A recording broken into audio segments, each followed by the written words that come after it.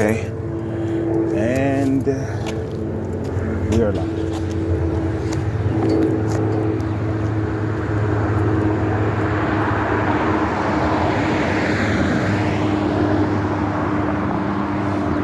All right, Shalom. First and foremost, as always, I would like to give all praises, honor, glory, respect, and blessings to the creators of the heaven and earth, Yahweh, Bahasham, Yahweh Shai, Bahasham, Rakaha Kwadash. Salutations to the Lord's elect on the four corners of the earth, pushing His truth and sincerity while patiently waiting for Yahweh Shai's return.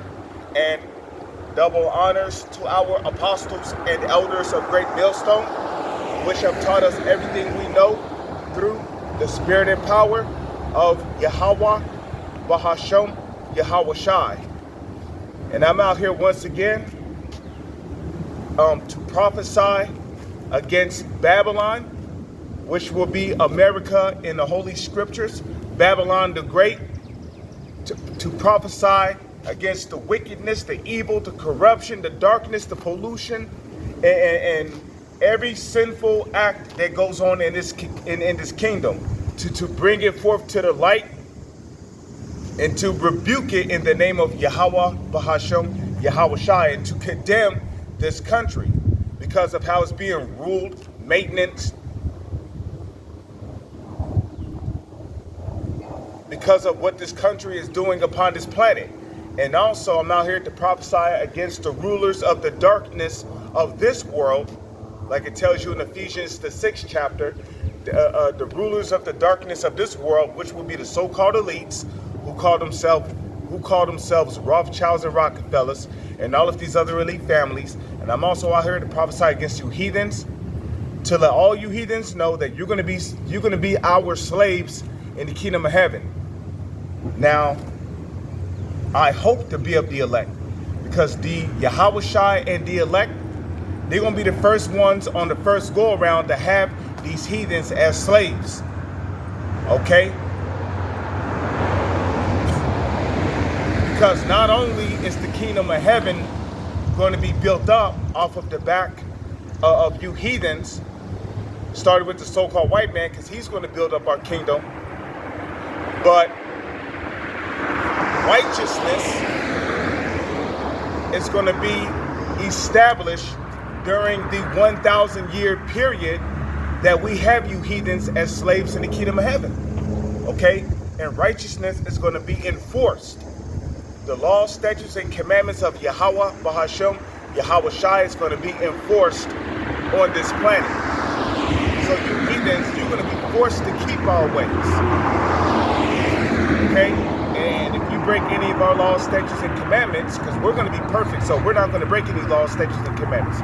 So if you heathens break our laws, statutes, and commandments, okay, well, you're going to be judged according to what is written. Of course, the laws are going to be in our inward parts, but we're going to know how to execute the Lord's judgments perfectly. Okay?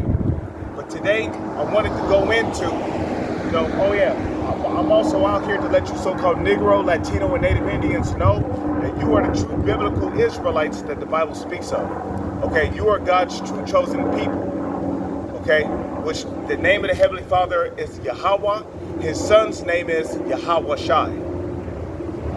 Okay? We are the true sons of the Heavenly Father. Okay? Okay? So shalom to the hopeful elect out there of the nation of Israel, fighting to do the right thing, man. Keep enduring, because we're almost out of here. But today I wanted to go into this false breakdown that has been going around, where you got people teaching that in Ezekiel 38, right? You got guys teaching that after a 1,000-year period, Gog and Magog is going to come up against us in the kingdom of heaven. Okay? And that is simply a bunch of baloney. Okay? Because first off, we're going to have, the Edomites who are ruling over Gog and Magog. if they're not going to be in slavery, they're going to be destroyed on the side, okay?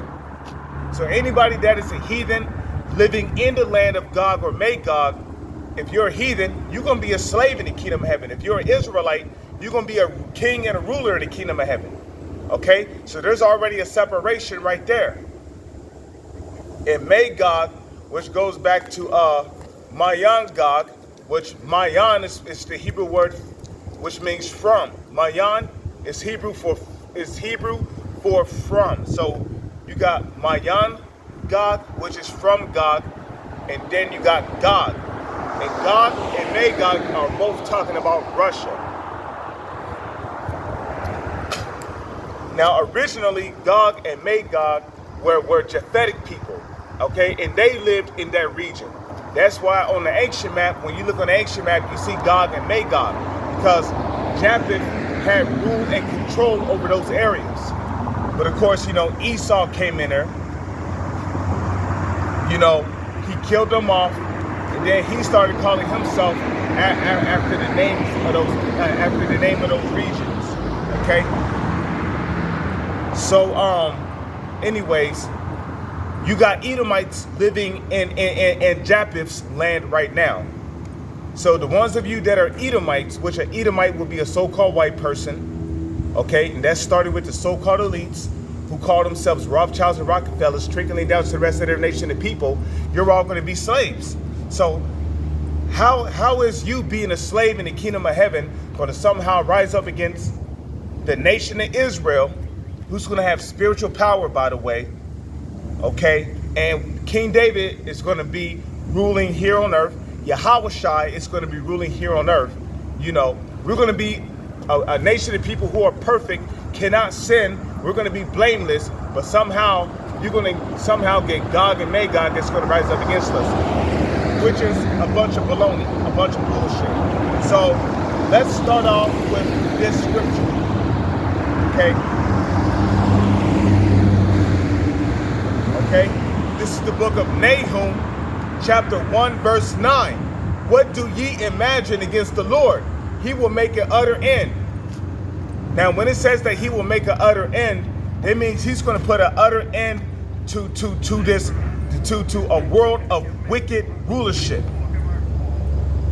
Okay, he's going to put an end to the oppression that the Israelites are going through right now. He's going to make an utter end to it. Okay, affliction shall not rise up the second time. Okay, are we not being afflicted right now? We're being afflicted right now. Okay, oppression is a part of that affliction. Constantly being crushed, pushed down to the bottom, being pushed to the side, not having anything. We don't have anything on the side except the word of Yahweh. So we're being afflicted on all sides. Okay, when you go into the parable of Lazarus and the rich man, Lazarus is receiving nothing but evil things on his side. Okay, we're getting tickets, we're being shot and killed for the most littlest things. Okay, we're being put in jail over the most littlest things. You know, if you make a mistake in this society, it's no mercy. Okay, Jake opened up a business and it gets closed it gets closed what? Within about 3 to 4 months. You know, you get paid and your whole check is going towards rent and bills.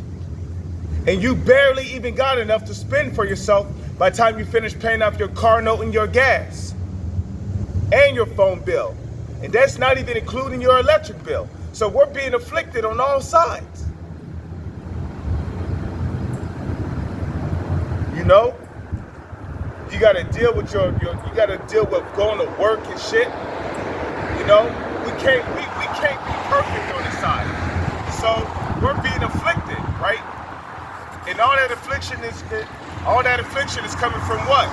Being in captivity. So when the Lord said affliction shall not rise up the second time, that means we're not going to go into captivity again. This is our last captivity. So affliction shall not rise up the second time.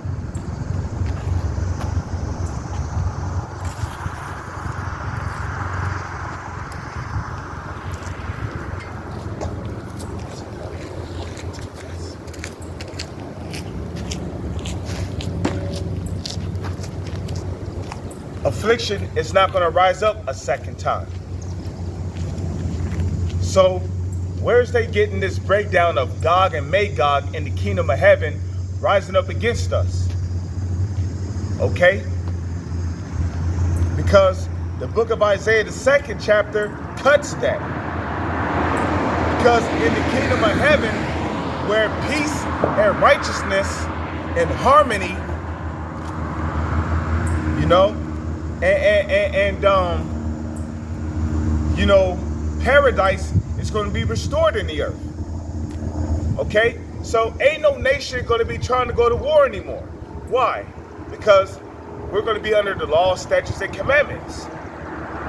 Okay? The world is going to be governed by the law, statutes, and commandments.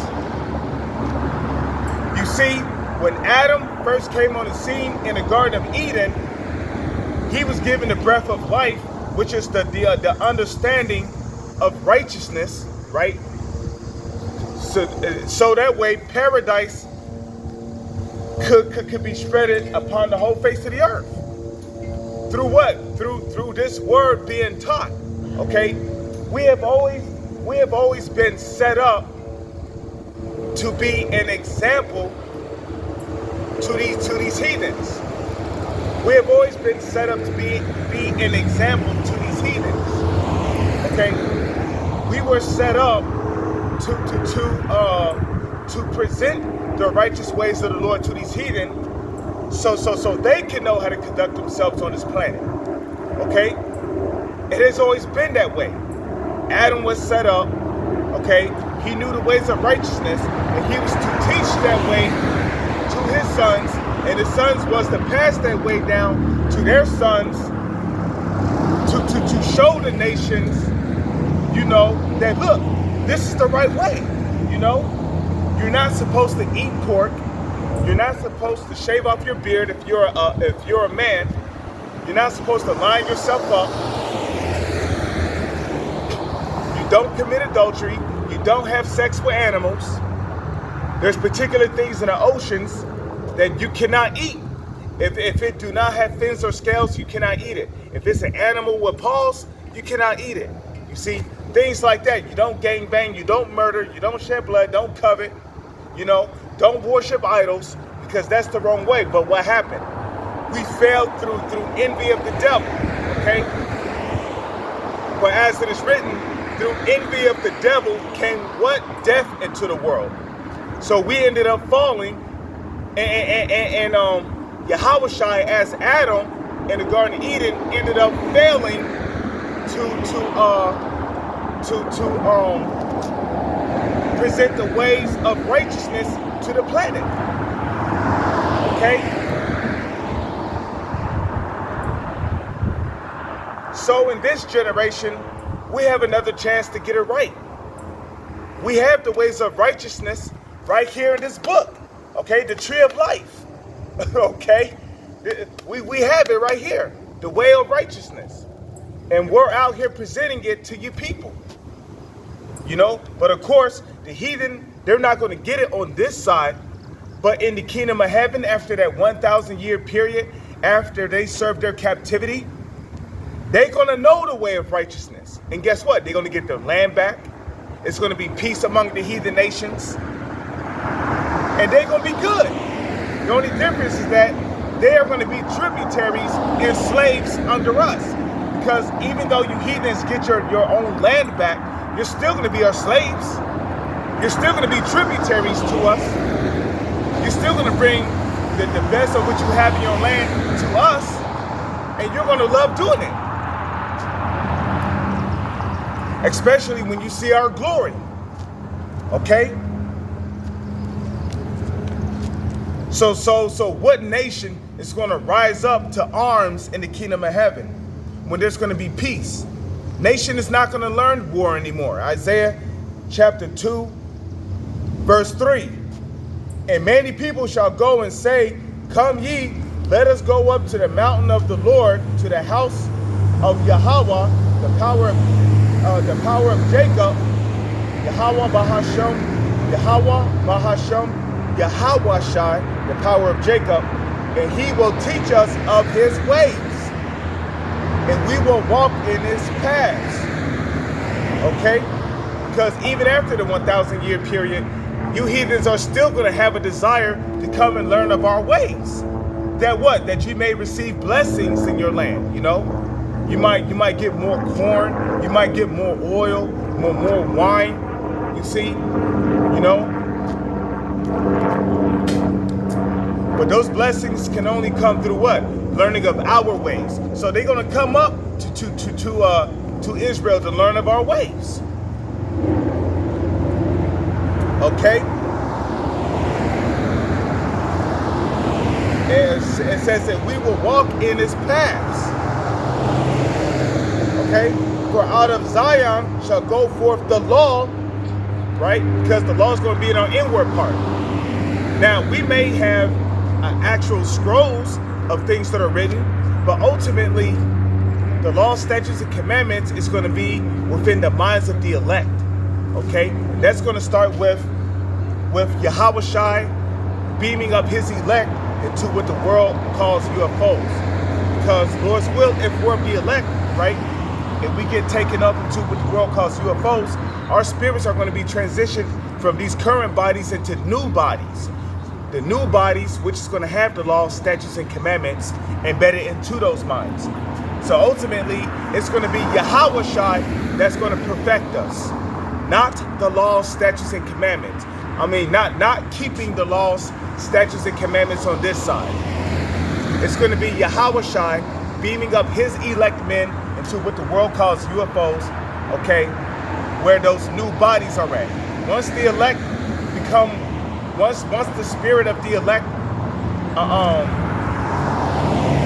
end up inside those new bodies, inside the minds of those new bodies up there in the so-called UFOs, they're going to be perfected.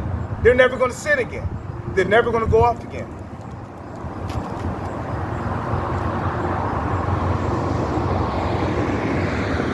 Okay, and that's exciting news. Think about that. Inevitably, one day you're going to be perfected. You're never going to sin again, and you're going to be able to fly and teleport and go to different planets. Could you imagine what it's going to be like to be on different planets? Different gravity, different environment.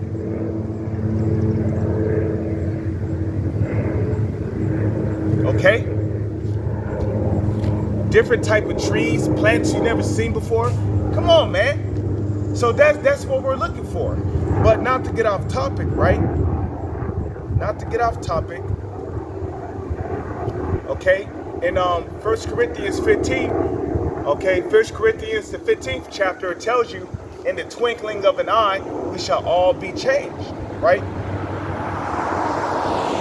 So Isaiah 2 and 3, and many people shall go and say, come ye, let us go up to the mountain of the Lord, to the house of Yahweh, Bashem, Yahweh Shai, the power of Jacob, and he will teach us of his ways. And we will walk in his paths, for out of Zion shall go forth the law and the word of Yahweh from Jerusalem. And he shall judge among the nations, and shall rebuke many people. And they shall beat their swords into plowshares, and their spears into pruning hooks. Nation shall not rise up sword against nation, neither shall they learn war anymore. So, nation is not going to learn war anymore once the true Israelites, which are the so-called Negro, Latino, and Native Indians, return to that land. And they're going to return to that land after they come down from Yahweh Shai's chariot as New Jerusalem, okay? And as a New Jerusalem, they're going to come down from Yahweh Shai's chariot, what the world calls UFOs, and as a UFO, right? As New Jerusalem, okay? And Lord's will, if we're of the elect, because we're hoping to be of the elect, okay? We are prisoners of hope, as it is written. Okay, so if Lord's will, if we're of the elect, right, we're going to go throughout the planet, okay? And guess what? We're going to be taking the different presidents, the different mayors, the different kings and rulers of this earth, starting with the Rothschilds and the Rockefellers, who call themselves elites, okay? We're going to take them and we're going to put them in chains and shackles and put them in slavery. Okay, and after we put the ass in slavery, okay, the dead bodies are going to be buried. We're going to have fun beating up our slaves, okay?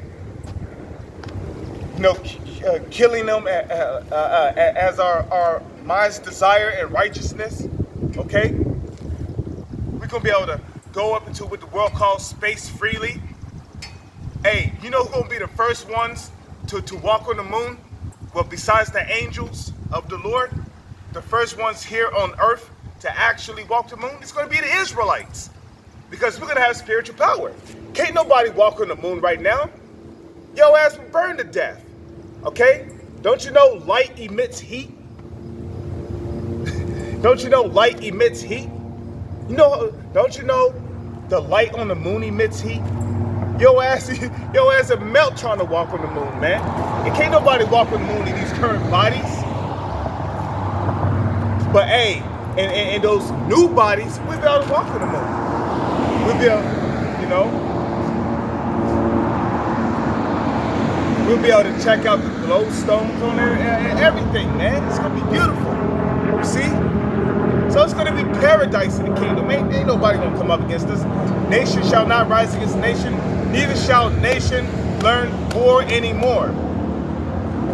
So, like it tells you in Numbers 23 verse 19, right? Okay, Yahweh Ba'ashem, Yahweh Shai is not a man that he should lie, neither the son of man that he should repent. Have he said it, shall he not do it?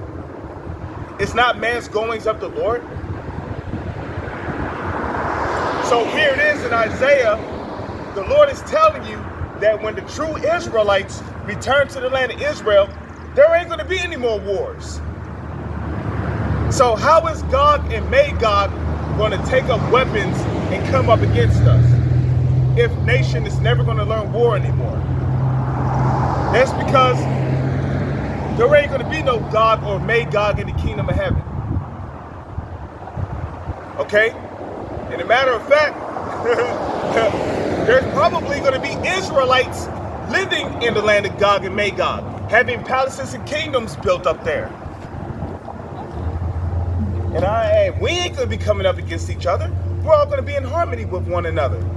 We're all going to be in unity. True unity is going to take place starting with the elect, when the elect gets beamed up into what the world calls UFOs. And then when 2/3 of our people come back through the elect to the kingdom of heaven, they're going to be in unity with the nation of Israel. Because they're going to be perfect too. They're going to be born with the laws, statutes, and commandments embedded into their minds.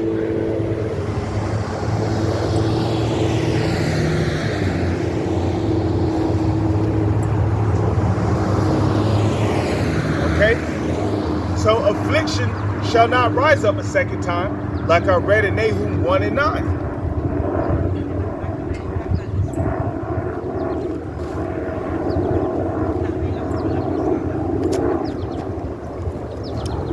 So now, let's go to the book of Ezekiel 38, okay? Show you what these morons are talking about. Because these morons, they don't know what they're talking about.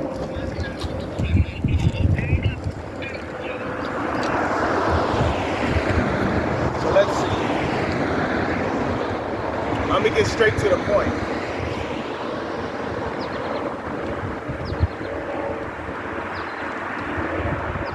Then I'm going to go to the precept to show you what kind of precept they're trying to use to prove their point that Gog and Magog is going to come up against Israel in the kingdom of heaven, which is totally not the case. Okay? As a matter of fact, Gog and Magog is going to come up against Israel in this time, in this generation. And it's not talking about the actual Israelites. It's talking about them small hats over there in the land of Israel. Russia is going to come up against them. Anyways, let's get straight to the point.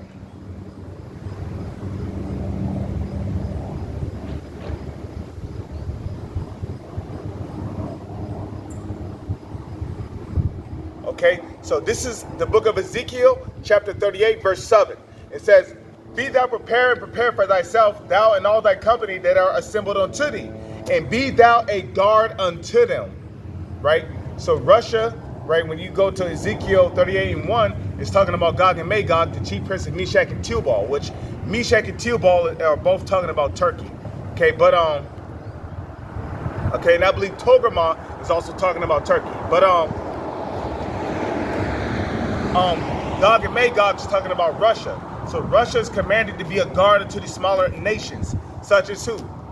Ethiopia, the Persians, which are the Iranians, okay? And I believe Libya is also mentioned in there. Persia, Ethiopia, and Libya with them, all of them with shielded helmet. Okay, Gomer, okay? Russia is also commanded to be a guard unto Gomer.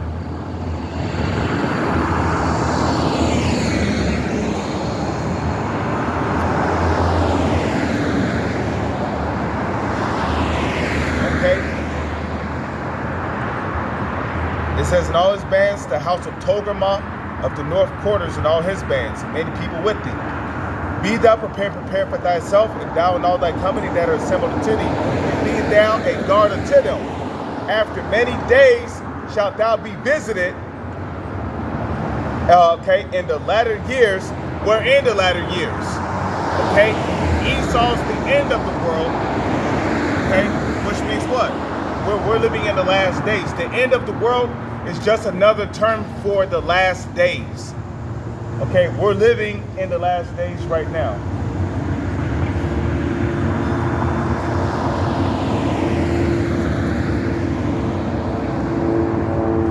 Okay?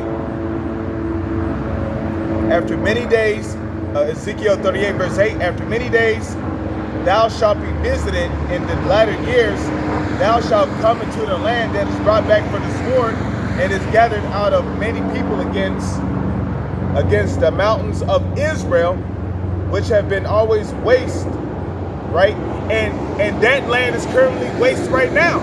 You know why that land is waste? Because that land is being ruled by heathen. So the land of Israel is wasted right now because heathens are over there. I mean, for crying out loud, you got a pig city, Tel Aviv over there. You have a Wailing Wall over there where them small hats are humping it and doing all this weird, you know, shaking their head and, you know, probably shaking their butt on it and shit, you know, praising the wall, spitting on it.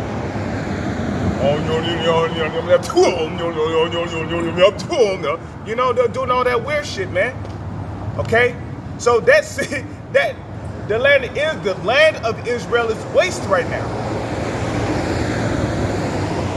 And the Bible tells you that when the true people, the so-called Negro, Latino, and Native Indians, when we were in that land was beautified because the word of the Lord was there, which the word of the Lord is who? Yahweh Shai. Okay? Because that land was once ruled in righteousness, especially when we was under King Solomon's rule. Then, of course, you had kings who tried to do the right thing, you know, like in the book of 1 Kings, the book of 2 Kings.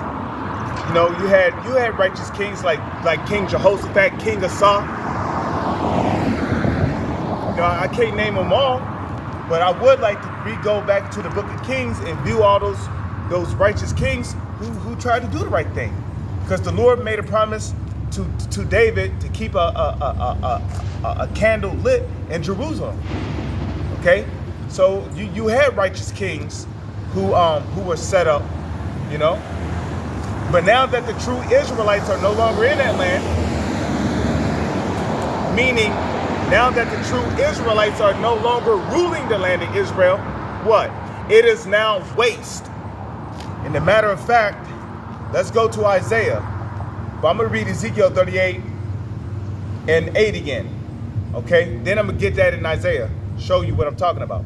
Okay, Isaiah 38 and 8. After many days thou shalt be visited in the latter years. Thou shalt come to the land that is brought back from the sword. What land is brought back from the sword? That's the land of Israel.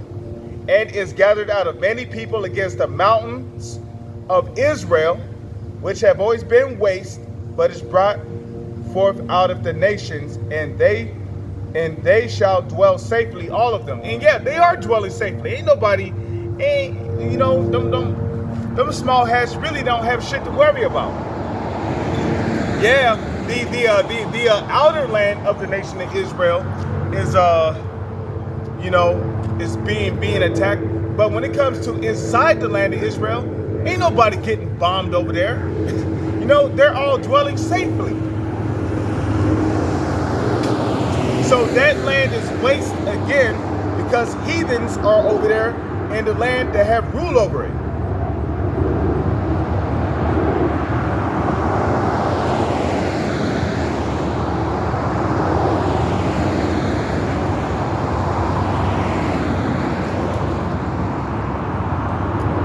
Okay?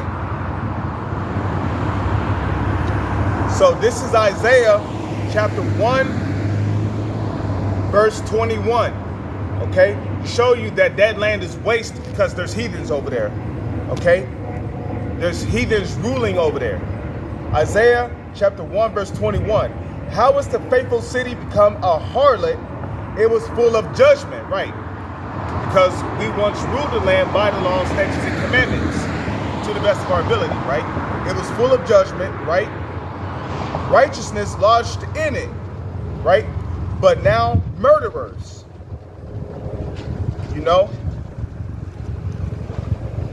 So murderers are in that land.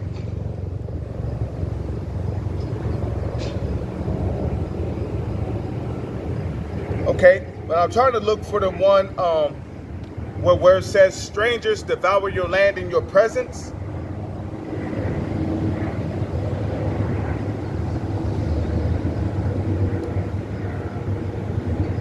Okay, righteousness lodged in it, but now murderers.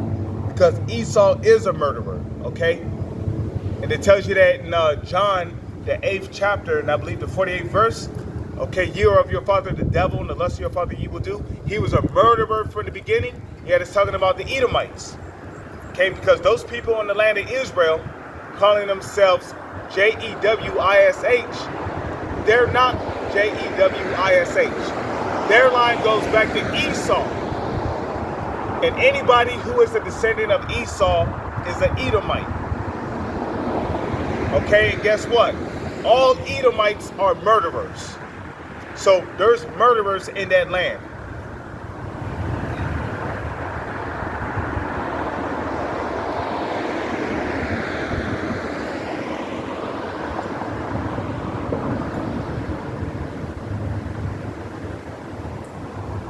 Okay, Isaiah chapter 1 verse 7. Okay, Isaiah chapter 1 verse 7. Your country is desolate. Your cities are burned with fire. Your land, strangers devour it in your presence. Okay, and who's the main stranger? Deuteronomy the 28th chapter.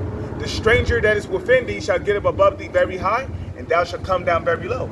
That stranger is talking about the Edomites, which is the self-proclaimed white man, starting with the so-called elites who call themselves Rothschilds, trickling down to the rest of their nation and people. Okay, the so-called elites who call themselves Rothschilds and Rockefellers, trickling down to the rest of their nation and people.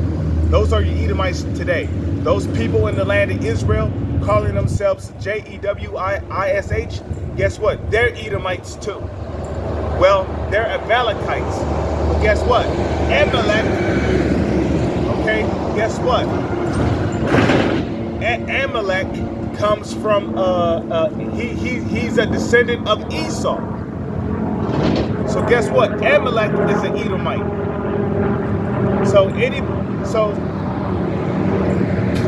those people over there in the land of Israel calling themselves J-E-W-I-S-H, their line really goes back to Amalek, which makes them Edomites.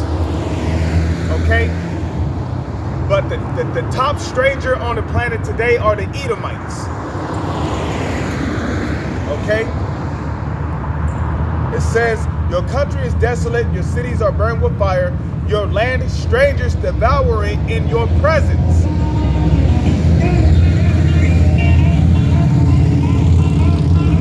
So the reason why the land of Israel is waste right now is because strangers over there.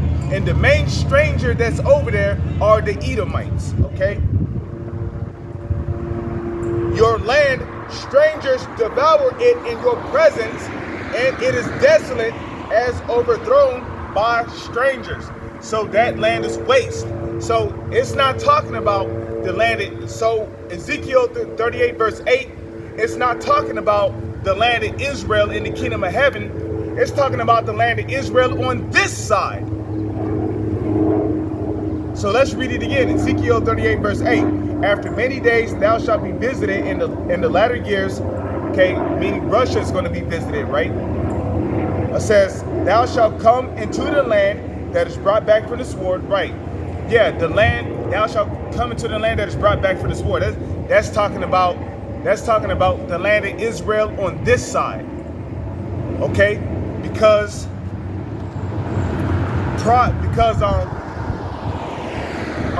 1948, right? As soon as the people from Poland and Switzerland and other places of Europe, right?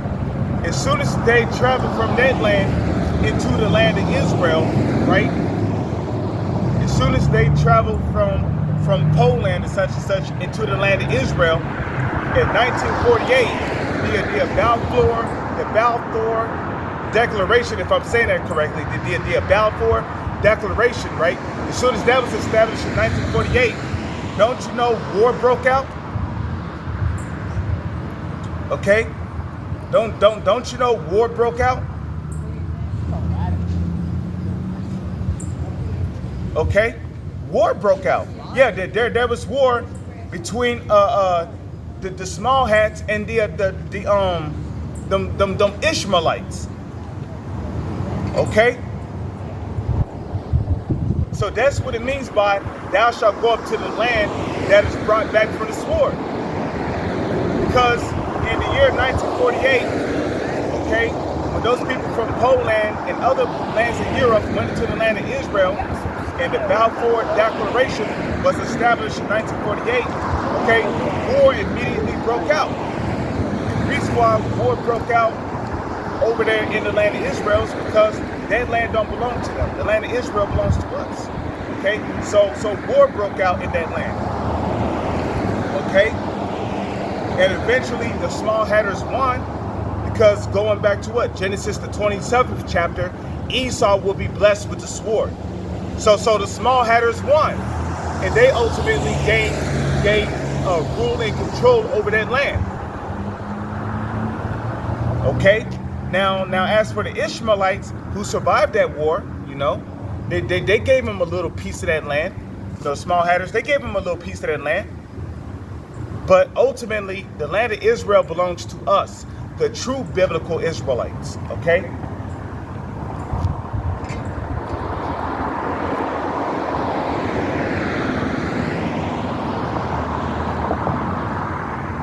So that's what it means by thou shalt go up to the land that is brought back to the sword. And notice how it said the land. Okay? Notice how it says the land. Okay? It's not talking about the people, it's talking about the land. So on this side, Russia, right? Russia is going to go up to the land that is brought back from the sword. It's talking about the land of Israel over there in the Middle East right now. Okay? Ezekiel 38 verse 8, after many days thou, Russia, shalt be visited. In the latter years thou shalt come into the land that is brought back from the sword, and is gathered out of many people, right, against the mountains of Israel, which have always been waste, but it is brought forth out of the nations, and they shall dwell safely, all of them. It says, thou shalt ascend and come like a storm, and thou shalt be like a cloud to cover the land, thou, okay, and all thy bands and many people with thee. So yeah, Russia is going to attack them small hats over there in the land of Israel too. That's what it's talking about. Ezekiel 38 verse 8 is going to happen on this side. It's not going to happen in the kingdom of heaven, because there ain't going to be war in the kingdom of heaven. Okay?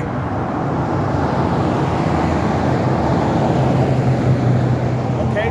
Now let's go to Revelation the 20th chapter, because they love using this as a precept to say, see, look, after 1,000 years, Gog and Magog is going to come up against Israel and attack them. And no, that's not going to happen. Because in the kingdom of heaven, it tells you in Isaiah, the 2nd chapter, that nation shall not rise up sword against nation. Okay? Nation shall not rise up sword against nation. So this is Isaiah chapter 20, verse 4. No, let me see.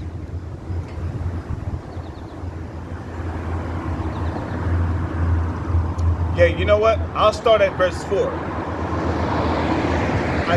Revelation 20 and 4. And I saw thrones, and they sat upon them, and judgment was given unto them.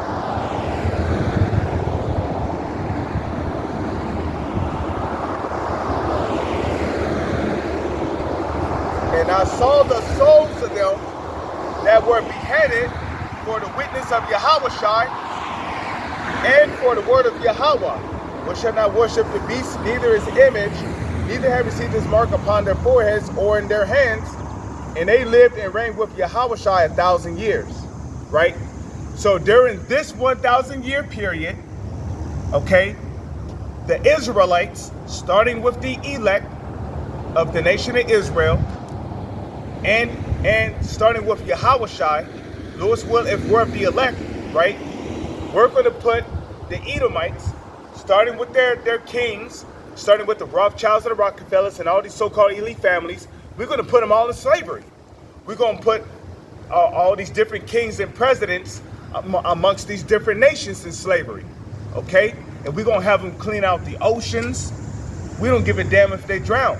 We're going to have them clean out the oceans. We don't care if they get eaten by sharks, stung by jellyfish, okay, poked to death by swordfish. We don't care. We're going to have them clean out the oceans. We're going to have them bury all those dead bodies over there in the Middle East.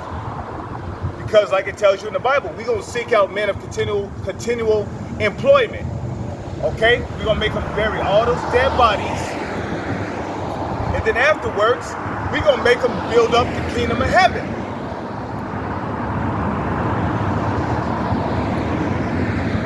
Okay? We're going to have them build up our palaces, our kingdoms. Okay? We're going to have them build it all. Our streets are going to be paved with gold, transparent gold. You know, it's going to be beautiful in the kingdom. The trees, the grass, they're going to have a glow to them, vibrant. The sun is going to be beaming. It's going to be warm outside like this, except there ain't going to be no chemtrails. The sky is going to go back to being a very dark blue color. The clouds are going to be a pure white puffy color. We're going to be able to fly amongst the clouds, teleport. We're going to be hanging. Hey, man, we're going to be hanging out, having cookouts. You know, we're going to bring our family over, chill with y'all family. No, Salakia, I love talking about the kingdom of heaven, but not to get our point, though. You see, during this 1,000-year period, we're going to have the heathen building up the kingdom of heaven.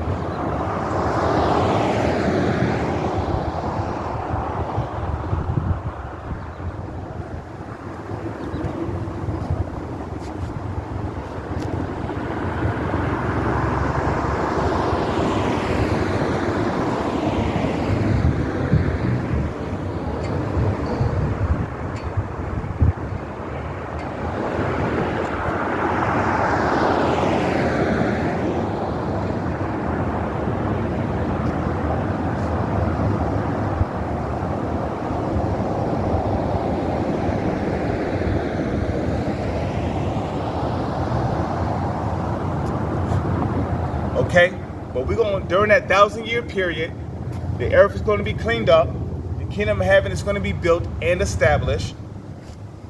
Okay, and we're going to be teaching the nations the righteous way, like it says in Isaiah the 2nd chapter. You know, let us go up to Mount Zion that we may learn of his ways and walk in it. Okay, so righteousness is going to be established in the earth, and the earth is going to be paradise. The earth is going to be paradise once again.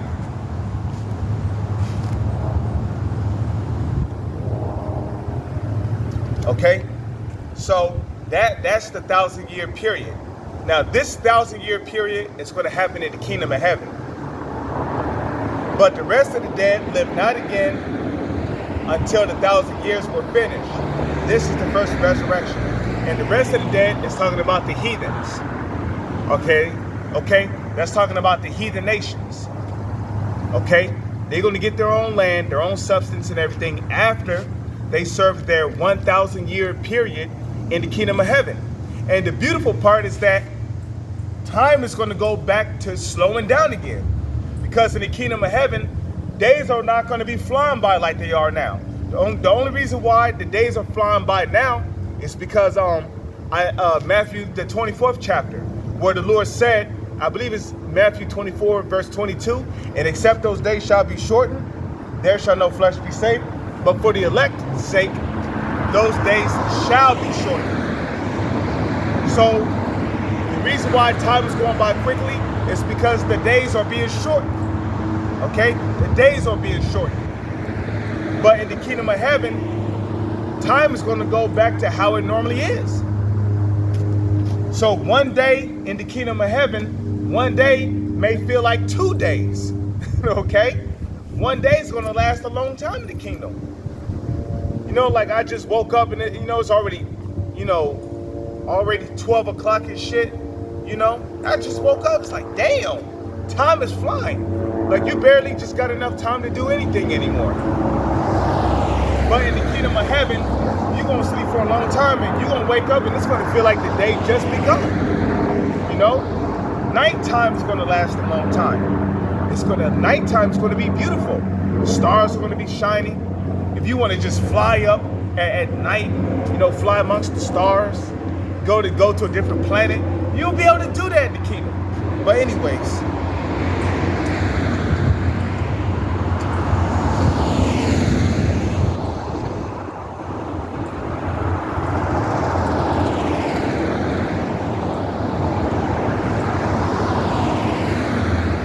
okay, so verse 6, blessed and holy is he that have part in the first resurrection.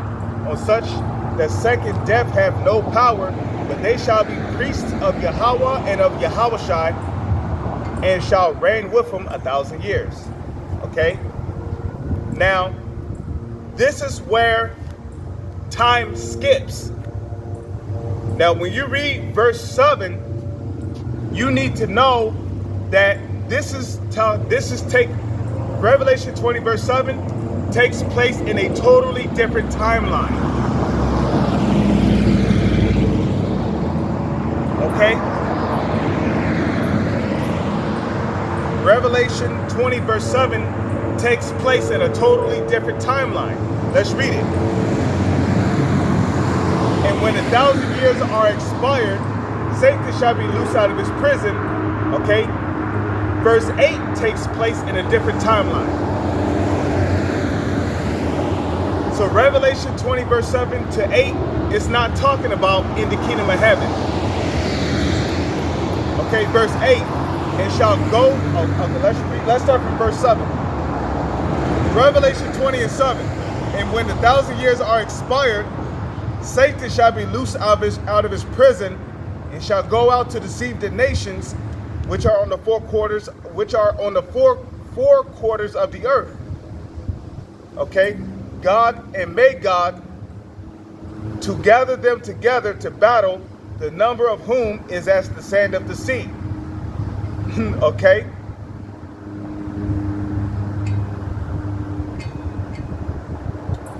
So this is talking about, now Revelation 20 verse 7 took place during the Renaissance period. Okay? Revelation 20 verse 7 took place during the Renaissance period. Okay? And a matter of fact, let's go to Genesis 27 to prove that. Because what did Isaac tell Esau? Let's go to Genesis 27 real quick.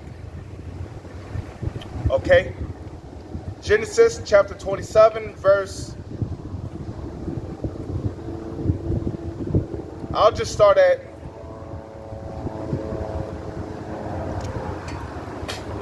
38. Genesis 27 verse 38. And Esau said unto his father, Hast thou but one blessing my father? Bless me, even me also, O my father. And Esau lifted up his voice and wept.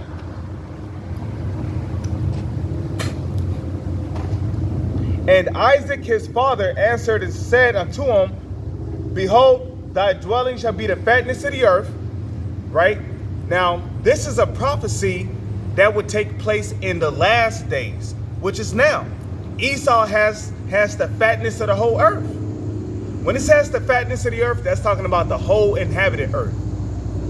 Okay, oikomeni, the Greek word oikomeni, the Hebrew word aratazah, which means the whole inhabited earth.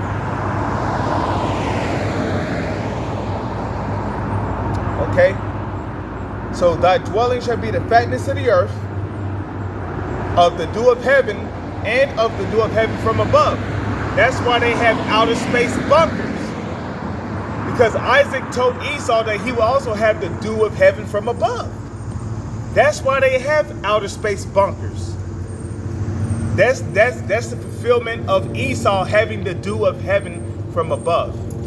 Okay? Not to mention the actual dew, DEW, direct energy weapon, that's Esau's blessing, which is where? Up there in space. Okay? And of the dew of heaven from above. Okay, verse 40. And by thy sword shalt thou live, and shalt serve thy brother. And it shall come to pass, when thou shalt have the dominion, that thou shalt break his yoke from off thy neck. Now the key point here is that, okay, the key point is here. And by thy sword shalt thou live, right? And shalt serve thy brother. And it shall come to pass, right? When thou shalt have the dominion, right?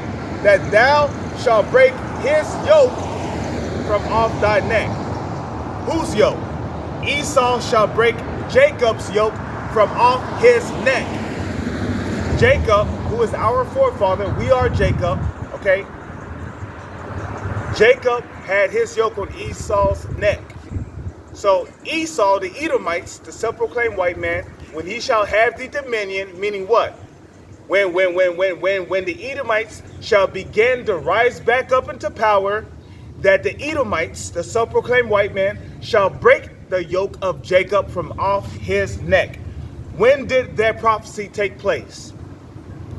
That prophecy took place during the Renaissance period.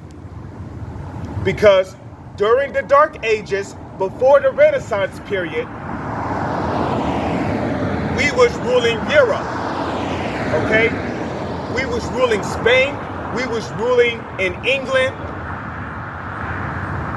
we had rule and control over Ireland, Italy, okay, Italy, however you want to say it. We had all rule and control over Europe.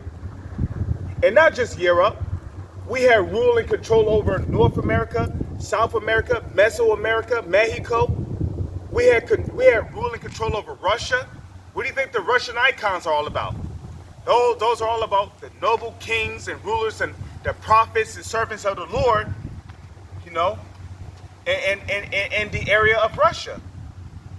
I mean, but Russian, what I meant is that Russian icons is all about, you know, telling you about the prophets and the servants of the Lord, as well as the rulers who ruled in Russia. That was us who ruled Russia. We ruled Germany. Okay?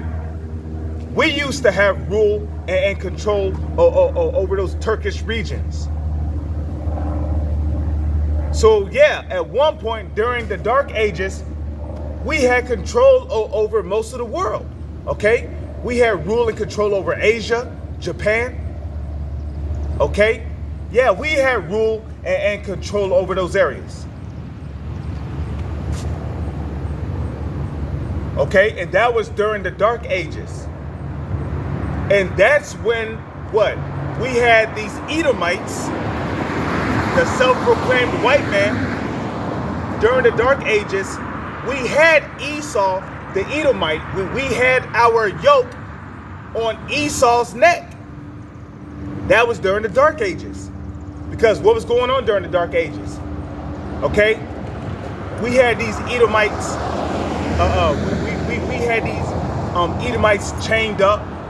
Okay, we had these Edomites as butlers. Okay, really, butler really goes back to the Dark Ages, because we used to have so-called white people as butlers. Okay, a butler is a kind way of saying servant or slave, and servant is a kind way of saying slave. Okay, so yeah, we used to have so-called white people as butlers, as maids, and that was during the Dark Ages when we ruled Europe, Germany, Russia, Spain, Portugal, okay, Ireland, Italy, England. We had rule over all those regions. And during that time, we had so-called white people as servants. Okay, they were serving us. We had them wiping our windows, sweeping our floors, okay? Okay, we had them, you know, but a lot of them, okay, a lot of Edomites were pushed back into the caves, okay? But a lot of them we had as slaves, man, okay? We had so-called white people as slaves during the Dark Ages. That's when we, as Jacob, had our yoke on Esau's neck. Okay? Okay, we the Israelites, the so-called Negro, Latino, and Native Indians, we had our yoke on the Edomites' neck during the Dark Ages. Okay?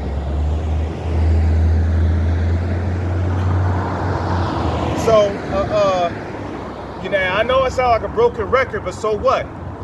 Okay, like Apostle Gabar said, repetition is the skill to mastery, key skill to mastery, or somewhere, I'm roughly paraphrasing what he said, you know? So I'm going to read it again. Genesis 27, verse 40. And by thy sword shalt thou live, and shalt serve thy brother, and it shall come to pass when thou shalt have the dominion, meaning when the Edomites start to rise back up into power, which was what? That was during the Dark Ages. During the Dark Ages, the Edomites started to rise back up into power because they once ruled during the Roman Empire. So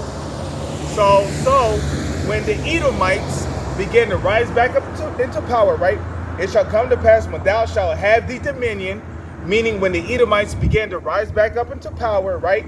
That thou, the Edomites, shall break his yoke. The Edomites shall break the yoke of Jacob from off thy neck. Okay, so our yoke being broken off of the neck of the Edomites happened during the Renaissance period, because the Renaissance period comes right after the Dark Ages. Okay, so let's go back to Revelation chapter 20. Okay, because we had rule over Europe, Germany, Russia, Spain, Portugal, England, all those regions, right? North America. We had rule over, you know, Europe and Spain and Portugal and England and Russia and Germany and Turkey. Well, we had rule over all those regions for what? For 1,000 years. Okay? We had rule over those regions for 1,000 years. Okay? So the Dark Ages was around for 1,000 years. And during that 1,000-year period, we had Edomites, which will be so-called white people, as slaves, servants.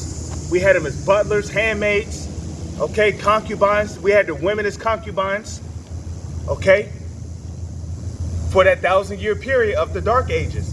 But after that 1,000-year period, right, what happened? Esau began to have dominion, meaning the Edomites began to rise up into power. They began to rise back up into power, right? And that's when they began to break our yoke, the Israelites, so-called Negro, Latino, and Native Indians. That's when the Edomites began to break our yoke from off his neck. That began with them rising up into power during the Renaissance period. So Revelation 20 verse 8. No, Revelation chapter 20 verse 7. And when the 1,000 years are expired, Satan, now when it says Satan, that word Satan goes back to the Greek word diabolos, which means pertaining to a man, by whom opposing the will of Yahweh. So this is not talking about the spiritual demon Satan, because the spiritual demon Satan is a spirit. You can't put spirits in chains. Okay? So Satan here, this word Satan, in Revelation 20 and 7, this word Satan goes back to the Greek word diabolos, which means pertaining to a man by whom opposing the will of Yahweh. And that man is talking about the so-called white man here on the planet Earth, starting with the so-called elites who call themselves Rothschilds and Rockefellers. Okay? But during that time, Satan was talking about the so-called white man, so-called white people who was in Europe at that time, okay? Okay? During the Renaissance period. So Satan is talking about the so-called white man during the Renaissance period. That's what it's talking about. Okay?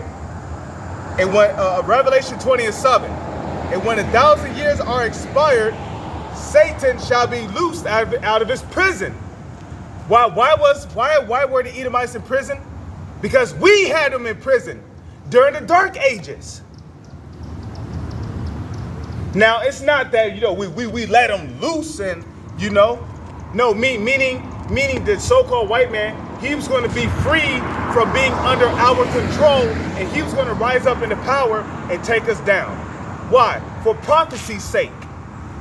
We had to be taken down.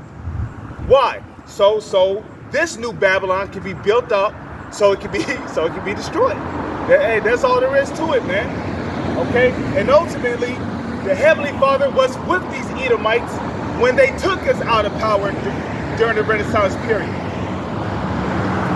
Okay? So, and when the 1,000 years are expired, meaning, the 1,000 years of us ruling during the Dark Ages, okay? When we ruled during the Dark Ages, okay?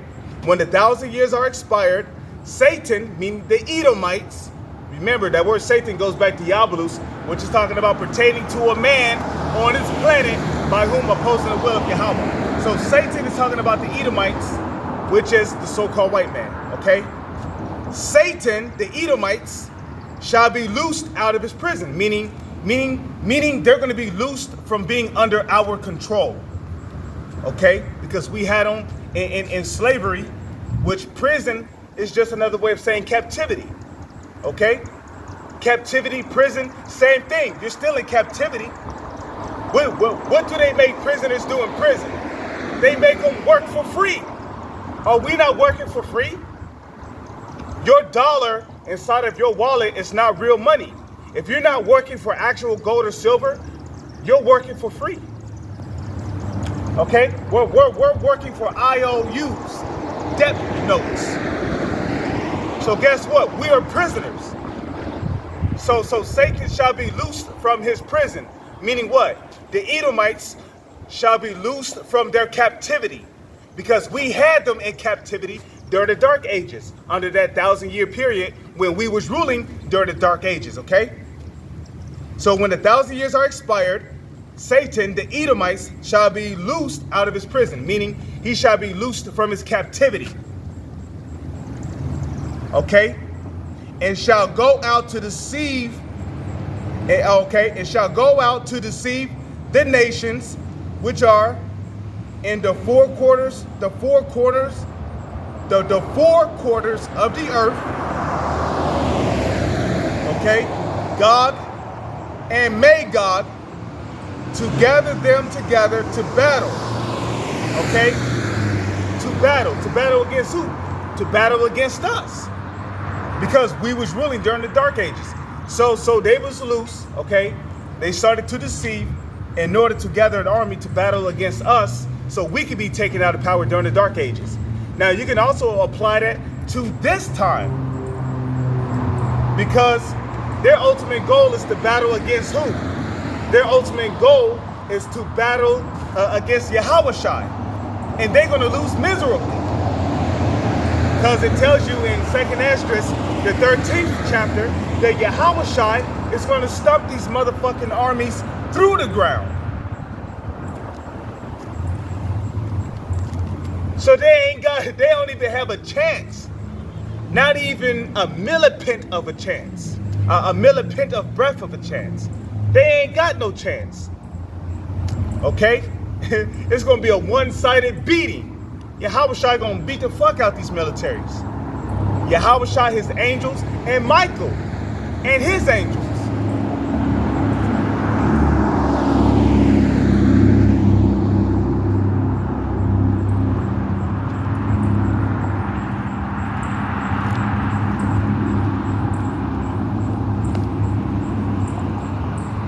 Okay? So it says, it shall go out to deceive the nations. And this happened during the Renaissance period. The moment these Edomites came up, broke from our control, right? Esau broke his yoke from Esau broke our yoke from off his neck, right? When he broke from our control, from our captivity, he went out to the four corners of the earth to deceive the nations. Okay? And that's what it's talking about. Okay? To deceive the nations which are in the four quarters of the earth, Gog and Magog, to gather them together to battle, the number of whom is as the sand of the sea. And who is as the sand of the sea? We are, the Israelites.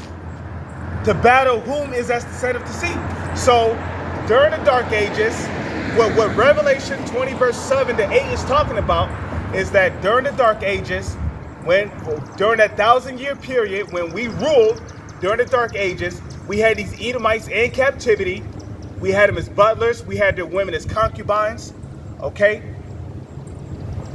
Okay, we had them working for us, as our servants, slaves. Okay? But what happened? There came a time that after the Dark Ages, or during the Dark Ages, in a matter of fact, during the Dark Ages, these Edomites began to break from our control, to break from our captivity. Why? Because it was the Spirit of the Lord who made them do that. You know, coming down from the mountains.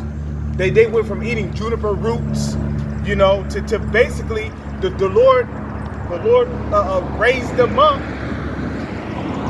to basically to take us down during the Dark Ages, okay? So basically, once they began to break from our control, once these Edomites began to break from our control, once they began to break from us having them in slavery, right? Esau breaking Jacob's yoke from off his neck, right? Once that began to happen, that's when they slowly began to take us down, okay? They began conspiring against us in secret. They began, you know, they began spreading diseases, killing us off with what? Bubonic plague. You know, we was dying off in large numbers by the bubonic plague.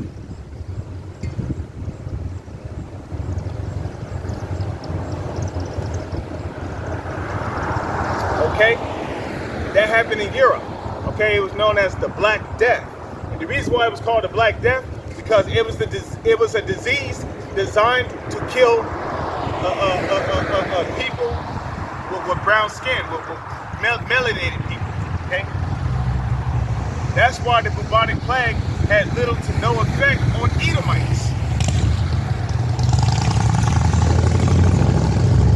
Okay, so you know, we started dying off by the bubonic plague, right? And that's when the Renaissance period began. When Esau began to gain a foothold in Europe, okay? Okay, that's when our yoke was broken off his neck. When he began to gain a foothold in Europe and he began to rise up into power. Because after he killed us off in Europe and put us into captivity, right? Because the first slaves came from Europe, right? What happened?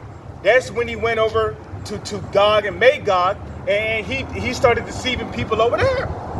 And that happened during the Renaissance period. Okay? It's not that hard to understand if you know your history. And that happened when? Like I believe that happened nearly 500 years ago, or maybe 500 plus years ago. I don't know.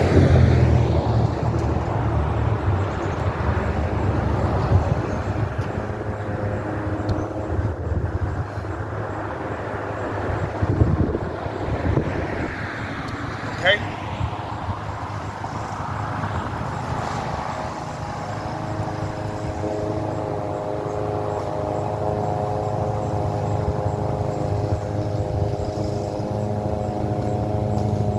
Okay.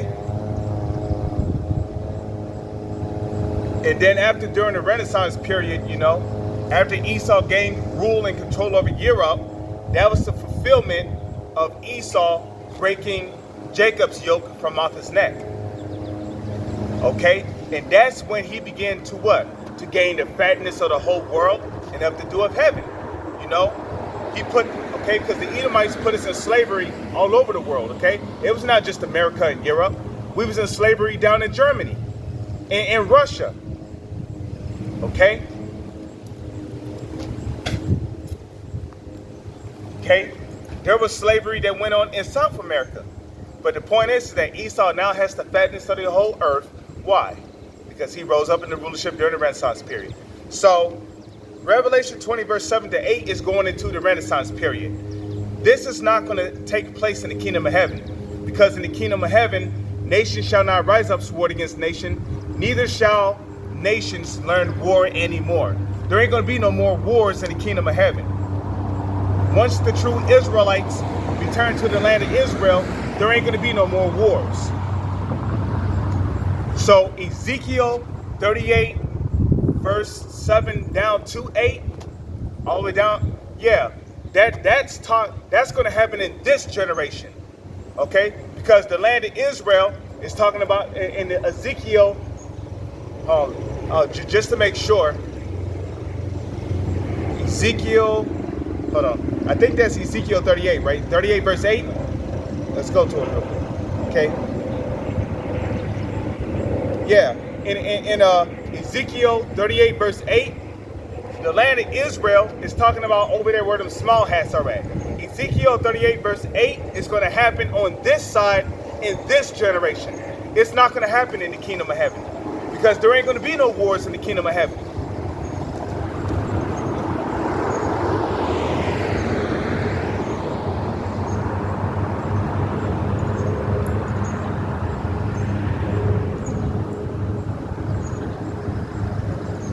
Okay, so with that, I'm going to give all praises, honor, glory, respect, and blessings to Yahweh, Bahasham, Yahweh Shai, Bahasham, Rakaha Kodash. Salutations to the Lord's elect on the four corners of the earth, pushing this truth and sincerity while patiently waiting for Yahweh Shai's return. And double honors to our apostles and elders of Great Millstone, which have taught us everything we know through the spirit and power of Yahweh, Bahasham, Yahweh Shai. Okay, with that I'm going to say DTA, Abad Babal. Okay. So now what I'm going to do is, this is going to go from a highways and hedges lesson to a walk and talk. So give me one moment.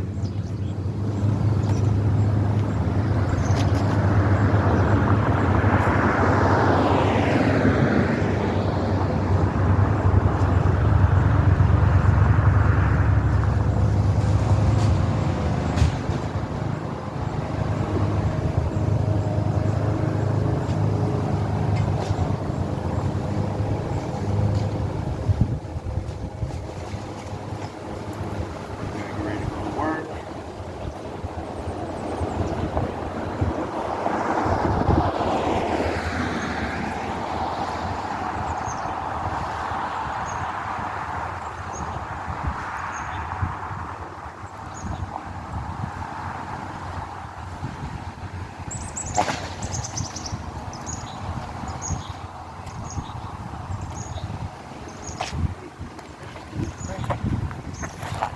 day, every day, every day.